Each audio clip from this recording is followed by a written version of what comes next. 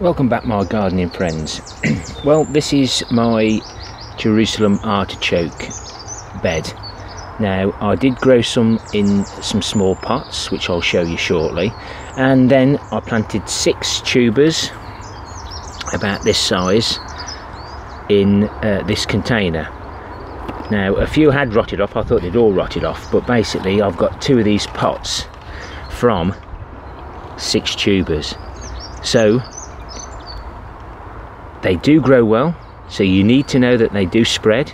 That's why I've got this solid plastic laundry basket that goes down about another 2 foot below ground level, so that these tubers don't keep travelling.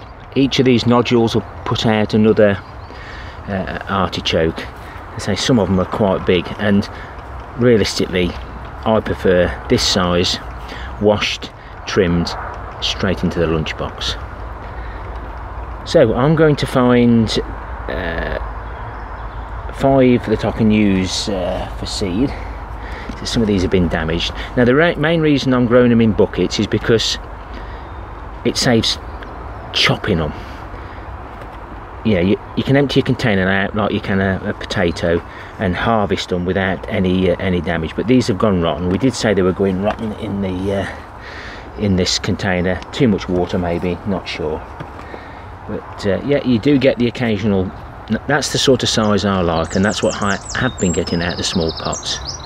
So I'm going to find some around about this size or a little bit bigger, and maybe plant 2 to each of the buckets that I've managed to find 5 buckets I can fit into this area nicely.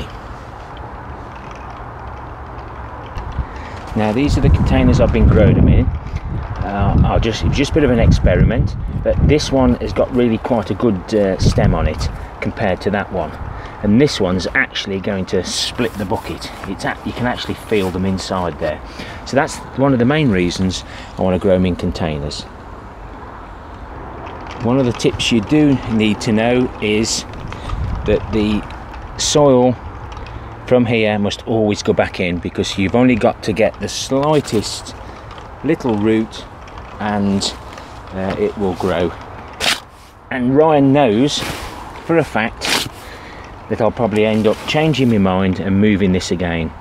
The last place I left them and grew them directly into the ground without protection, it's took me 3 years to get rid of them. But this soil will go into the containers. They don't need any nutrients, and basically if you had them in here you could just leave a few in and they'd grow again.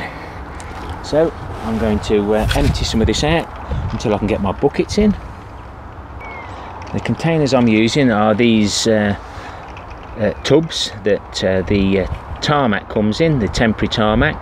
They can't be reused, so I recycle them, and basically I've put holes up the sides to make sure that any roots that do get out, they can pick up moisture and nutrients.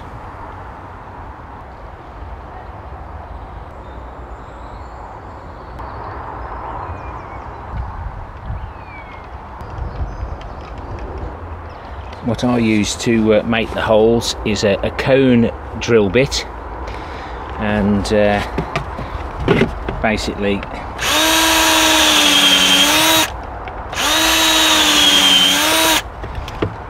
perfect holes, but you do need to make sure wherever you do it, you can collect the plastic up really easily.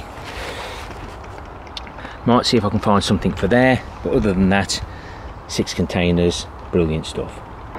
I haven't bothered with the container just there. We've got them got a couple in there. The microphone's just dropped off. Hang on a minute, guys. That's better, the sun's gone in. So I've just selected some reasonably sized tubers. Doesn't matter how small it is, it just depends on how big it grows. Oh god, that didn't sound good, did it? But yeah, we've got tubers in all of those now. Oh dear, hang on. I've probably, but yeah, you get the idea. We've got all the tubers in there now, and I'm just going to push them down slightly and top it up with some of the soil that was in there previously, so that we don't contaminate the rest of the allotment. Well, that's this year's crop of Jerusalem artichokes planted, and these wooden stakes hold the rope on string. In actual fact, this is part of the irrigation as well. So once we've got all this sorted, I can get the other posts in, and I may even put a central post in this time. Now I can get it in, because they did tip over last time, but they're nice tightly packed, so hopefully I've learned from a lesson from that. And this is the amount of Jerusalem artichokes you can get from something slightly smaller than that. So that's why I've decided to go to containers. You do get smaller tubers, but that's exactly what I want. These are a bit awkward. Ideal if you do like them, but too many, and they're not called artichokes for nothing. So what you need to know is that they do spread. You do need good containment. They can stay in the same place. You ain't going to move them. Really heavy cropping.